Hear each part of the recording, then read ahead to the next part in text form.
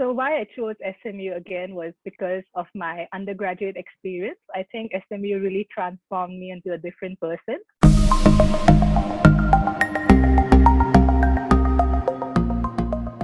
So hey guys, today we have with us Ms. Chinkita Chub, who is a customer success manager at PayPal and an ex-employee of Microsoft.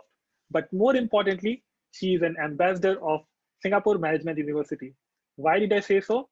Because she has done her bachelor's at SMU and also is pursuing her part-time MBA at SMU. And she's the perfect candidate to tell us everything about the university and also tell you how can you get admission in it. So hey Chinkita, welcome to the channel. Hi, Amit. Yeah, thank you for reaching out and for the opportunity to be here today. I hope that this interview helps potential applicants to learn more about life at SMU. Yeah, definitely. So, Chinkita, before starting, can you tell us something about yourself? Like, how is your career and academic background? Sure, yes. So I moved to Singapore 7 years ago to do a bachelor's in information systems and a second major in marketing from SMU. And during my time at SMU, I was doing 3 internships. So my first year, I did a digital marketing internship at the startup. I really enjoyed that so much that I wanted to take a second major in marketing. In the second year, I did an operations data analytics internship at Dyson. And this also gave me the opportunity to learn about the digital data analytical skills. And finally, for my third year, I did a product marketing internship from Microsoft for Azure and working in different type of companies, different sizes, like right from a startup to MNC, along with different job scope, gave me the opportunity to experience what I want to do as a full-time role. And I had the opportunity to be converted to a full-time role at Microsoft, where I worked as a customer success manager. And after that, I was interested in the fintech industry. So I moved to PayPal, where I'm doing customer success manager for Southeast Asia, managing customers from different markets. And at the same time, I'm also now doing my part-time MBA from SMU, where I'll be graduating in December. That's great. So, thanks for your introduction, Chinkita.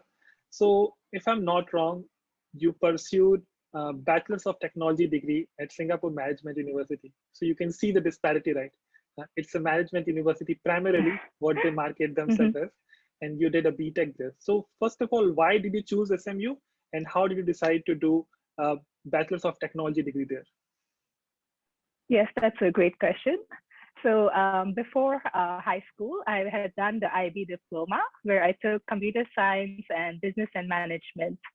So I had interest in both of these courses, and I wanted to do something that combines both business knowledge and a technical knowledge, which I also feel is very valuable in the workplace because it helps us to, talk to different stakeholders. Having knowledge of these two areas is very useful in today's world. So I wanted to combine these degrees together. And coming from SMU, like I had networked with some of the past alumni, and I had found out about the business acumen that SMU teaches us. So this is something that I found very useful. And so I want, like in SMU, the information system degree is technical, but does not go too deep into tech. So just to give you a good understanding of the technical knowledge. And I was also able to take up a marketing degree at SMU. So this gave me the business knowledge that is also very helpful for my current role.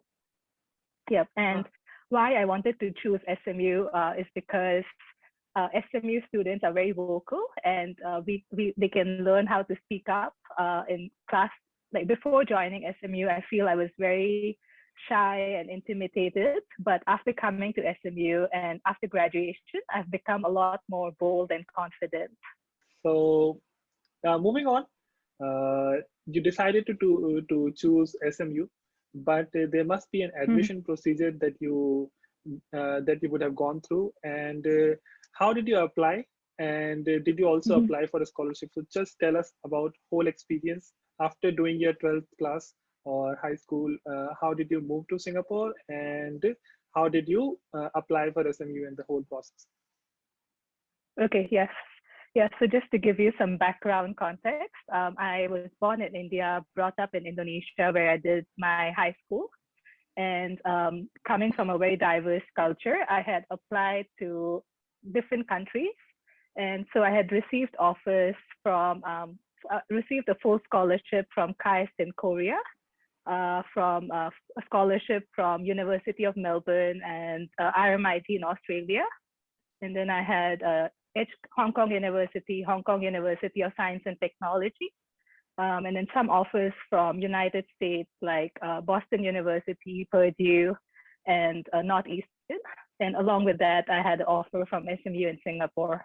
So it was a very big dilemma for me to decide which university and where I want to stay in the future. And there were few criteria how I decided to come to Singapore. So I was interested to choose a place which is still near family, and I thought Asia Pacific would be a great place for that. Additionally, I think Singapore really attracted me because it is known for its technology and fintech hub, which is something that I am passionate about. And a key reason was also because at that time, my brother was doing his bachelor's at NUS. And I thought that it will be good to have a family member in Singapore. He had really praised the Singapore education system. So all of these factors really led me to decide to come to Singapore and pick SMU. So for the admission, it was a while back, but from what I remember, we need to submit an online application where we just state our qualifications, we will give our transcript, and after that, you will be selected for an interview. So the first round of interview would be with the recruiter, who will ask questions like, why do you want to choose SMU over the other universities? Why information systems? And after that, there will be one more round of interview, which is a more technical round conducted by the SMU professor. So in this round, it's more detailed technical questions, as well as they will give you a scenario where you need to design an app. It's like a prototype of the app. And I found it very interesting. Like, it's more real life. They're testing us on our abilities to think on the spot. So this was a good interview experience. Oh, that's nice. So now tell us, did you get a scholarship in this process? Yes, so SMU has a lot of scholarships. There is the academic scholarship if you are good for academics. There's the leadership scholarship, which tests on your leadership ability. And there's other scholarships. So during my bachelor's degree, I did not get the scholarship. However, in my third year, I had applied for this Google Women Techmakers Scholarship, which rewards students who are currently studying technical majors. And I was selected for this scholarship where I attended a retreat in South Korea along with other scholars, and also managed to network with the Googlers. So I found this a very good opportunity for me to meet aspiring female technologists and network with everyone. It was just very good to be passionate and just meet up with all the other scholars. Okay, so what you're saying is you came to Singapore without a scholarship, but in the third year of your education, you got a scholarship. Then how many percentage was it? Yes, so it was about 10% of your college education. Okay, and so, how did you come to know about this? So yes, I came to know about this through the SMU Information Systems Technology Club. So in that club, they announced some scholarships available for female students. And I was the first student to be selected from SMU for the scholarship. So this was a good opportunity for me to influence other future generations. I still get some LinkedIn messages to know more about the scholarship as well. Nice. Because in the past, all the scholars were from NUS and NTU, because the technology is more prominent in these two universities. Yeah, that's correct.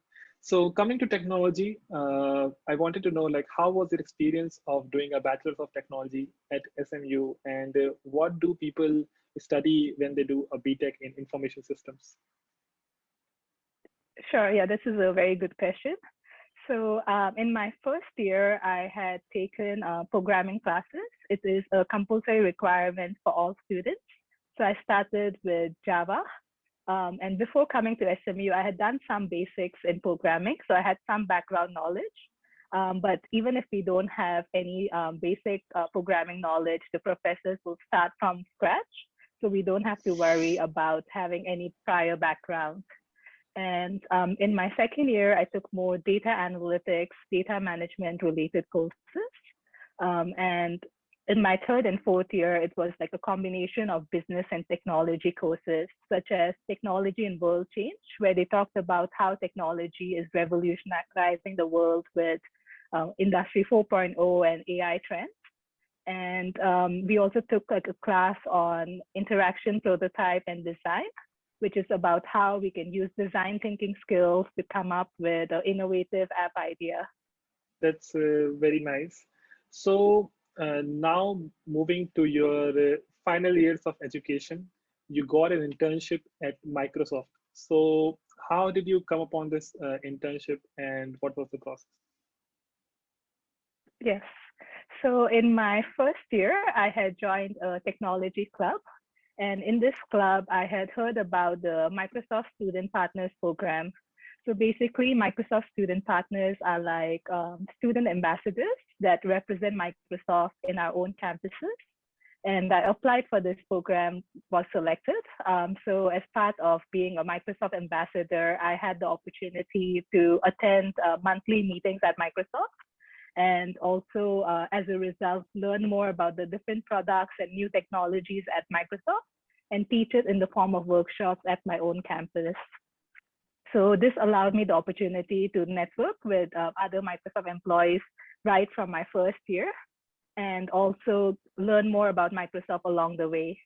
And in the third year, I had applied for the internship in the system and received the interview process. So the first round was a call with the recruiter just to understand more about myself. And after that round, there was a second round, which is the assessment day center. It's a half a day assessment center where they invite like 30 to 40 applicants together on a day, and they test us for our ability to think on the spot. So there was like group meetings, there was one-to-one interviews, and I had the opportunity to collaborate on different type of scenarios. After that, they had selected me for the product marketing manager role for internship for Azure. And I feel the internship program was very well structured. The recruiters did a very good job. Interns were given the opportunity to work as like a full-time employee. And as part of the project, we also did a stretch project on DigiGoals, which is encouraging secondary school students to take up STEM majors. So I feel that this is something which I was personally very passionate about as well. Yeah. Okay, and that's very nice. yes. Mm-hmm. So yeah, that's very nice. So if I'm not wrong, you got an internship in product marketing management role in Microsoft, but later on you got a full-time offer as a customer success manager. So how did this transition happen? Yes, great question. So at sometimes, even though we do an internship in one area, the full-time role may not be available in that particular team. It depends on business priorities and objectives of the company. So after my internship, the manager will usually give like a recommendation to like the recruiter and the hiring committee. And based on that, the hiring committee will reach out to potential applicants just to understand more about your objectives and type of roles that you are interested in for a full-time position. And in case a potential full-time position will open up, the recruiter will reach out to you for the interview process. So I had heard about the customer success role. It was very popular in other companies. And when Microsoft had this customer success manager interview, I had attended it, and I really loved this role. Oh, nice. So coming to the customer success management itself, like it sounds like a very fancy role for we engineers who don't know much about management. So tell us what customer success managers do in their day-to-day life. Sure, yes. So I think the best way to explain about the customer success manager role is through analogy. So for example, if you are taking a gym membership program, for example, if you just take up a gym membership without like a structured plan, you will maybe go for the first 1 or 2 times to the gym. You will be active on the first few days. However, you will start to lose interest. And at the end of the plan, you won't see any difference. So customer success managers are like personal gym trainers that are assigned to you to help you make a plan with you in order to make sure that you are able to realize and maximize the value from your gym investment. So similarly, as in a customer and business perspective, customer success managers are assigned to the top customers that use your company's technology. And our goal is to make sure that you realize and maximize the value from our products. We help you grow your business as well, and are a one-stop solution for all your business problems. So our goal is to make sure that the customer is satisfied and happy with your service. That's great. So that is why you continued as a customer success manager and moved towards PayPal, where you're still holding the customer success management profile and you're doing pretty well. But then something happened. You realized that maybe I need a management degree, and you applied for the part-time MBA at SMU. So how did this happen? Why did you feel that even though you are already having a good management career, you still need an MBA degree? Yes, this is a great question. So how I wanted to do my MBA was because I am currently doing a business client-facing role. And I feel that an MBA is very useful in order to gain that soft skills, as well as if you want to grow into a manager position one day, where you will learn how to manage a team. So this was one of my key areas of interest. I grew up in a family that really values education. Both my parents have done their masters, and I was very inspired to do, like, I am someone who loves to continue learning new things. So this is why I wanted to do an MBA degree.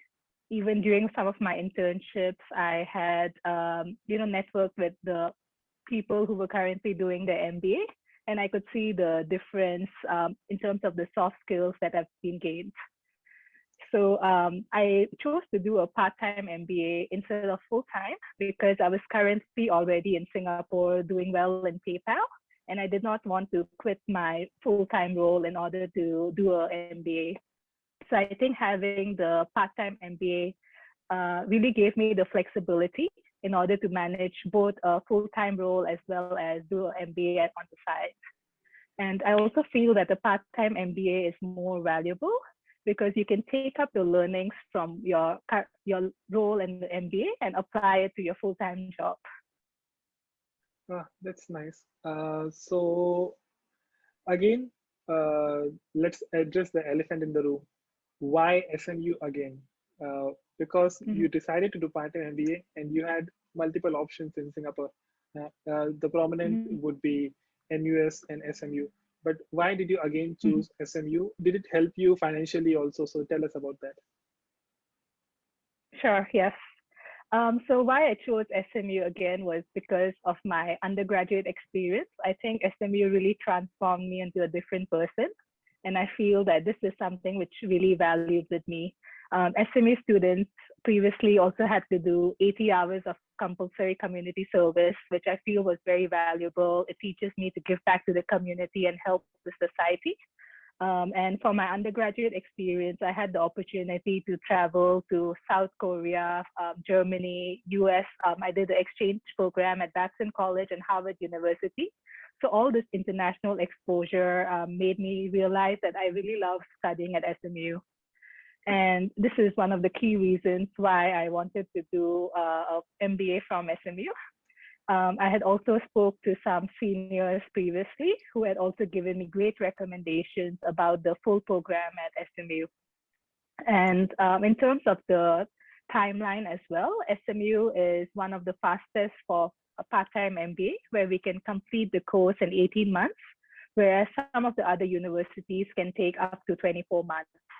So the time that you need to complete the course is a lot faster. In terms of financial aid, SMU does have financial grants and financial aid for students. And we also have some scholarships available. So there is the academic scholarship if you do well for your GMAT and other exams. There is the leadership scholarship for your leadership skills. There is women in business for females who are currently doing business roles, and also the community impact scholarship. So I was selected for the community impact scholarship as well. And coming to SMU, I also received a 20% discount for entering SMU back. If you're a student from NUS, NTU, or any other Singapore university, you'll get a 10% discount. Oh, okay. So so because you were already an SMU graduate, you got an additional discount of 20%. And also, I think if you had a community impact scholarship that added up, and in total you got some 20 to 30% of the scholarship for your whole program, which is actually a good amount of money, given the exorbitant fees MBA colleges charge. So coming to the fees, like how was your MBA fees different from your fees at your B.Tech time? So what was the fees that time, and now how much you are paying for this 1.5-year program? Yes. Okay. So my bachelor's degree in information systems, the total cost of that program is around 88,000 for a foreigner. And if you are a Singaporean or a PR, the cost is lower than this. So each semester, you're paying about 11,000. Yep. And for the bachelor, for the MBA degree, the total cost is about 69,000. So I would say it's around the same, like 88,000 and 69,000. But that's a 4 years program where you paid $88,000, and now for 1.5 years you're paying 69,000, which is like when we see in a comparative analysis, a big number. So that's great that you got a scholarship. So now tell us, you joined MBA last year August, and it's been around a year already since you have enrolled for the MBA program, and now you're in a good position to tell us, like, how is your experience, and do you feel that enrolling for MBA at SMU is the right decision? Yes. So initially, when I first joined my MBA, I found it a little challenging just adapting to evening classes. So I'm always a morning person, and like the classes in SMU are from 7:15 to 10:45 p.m. Some days after work, it can be very tiring just to go for classes. However, if you feel like you have the determination and drive to do well, then you will just put in additional effort. And I feel that MBA does require you to, like, put in that additional hours in order to make sure you maximize the value. So I think that was one challenge coming in. However, throughout the time here, it just slowly got easier, and now I'm just used to the routine of managing work and classes. I feel the major difference between doing a bachelor's degree and an MBA degree is the practical application. So in an MBA degree, it's a lot about the case studies and knowledge sharing from your peers. MBA students are all working adults that have at least 3 to 4 years of experience before they join the MBA program. And I feel learning from each other is as helpful in the workplace as well. So this case studies were really helpful for me to learn about how other companies are applying it and how I can actually take this back to my own workplace. That's great. But how are you managing your work also? Like, is it taking a toll on your performance at work, or is it actually helping you to perform even better at work? So yeah, because you are in a management role already, so how is your impact at your work life? Yes, so I'm currently at PayPal, and I would love to say that PayPal as a company is really great. And one thing that really helped me is having a very supportive manager at work and a supportive team. So my manager has been extremely supportive for my MBA and has also given me the flexibility I need to do well for my MBA along with managing work. So before exams, if I need additional time off, I can just let my manager know, and it's very flexible in terms of that. I also feel that MBA has helped me give back to PayPal. Anytime if I notice anything that can be improved, any processes that can be done better, I will just let my team know. And as a result, this has helped me take back the knowledge from my MBA program. And MBA has also given me the soft skills that I need in order to be a better collaborator at work, be a better communicator, because for a customer success manager role, it's very important to have good communication skills, speaking to different stakeholders. And I feel that the MBA knowledge will definitely help for this. Yeah, I also feel so. So now coming to the last question of this interview, what is your final message for people who are still considering whether they should do MBA or not do an MBA, or who have decided to do an MBA but do not know like what is the starting point and how it can help them in their career? So what is your message for them? Mm-hmm. Yes, so I think my first advice would be to prepare. Try to plan out what's your goals and objectives in the future and see if an MBA would help you achieve that. And also try to have your top priority colleges so you can work on, see how you can get to those colleges. The second advice would be to practice. So start your MBA preparation journey in advance. Try to do the GMAT preparation early so that you can get a good score and try for a scholarship. And finally, I would say to network, like reach out to potential alumni so that you can get a better experience of studying at a particular university and know that if this experience is right for you. Like everyone is willing to help. It's just if you can take the additional initiative to reach out to more people. Okay, that's a very good piece of advice for the viewers at our channel. So, Thank you. hey, yeah. So, hey, Chinkita, thanks for spending time with us on this busy weekend for you. Because for you, I think every weekend you have classes also. So, thanks for spending time with us. And hey, guys, if you liked our conversation and you still have some questions, please drop them in the comment section, and I and Chinkita will try our best to respond you. And please keep coming back every week for new content, and like, share, and subscribe the video. And until next time,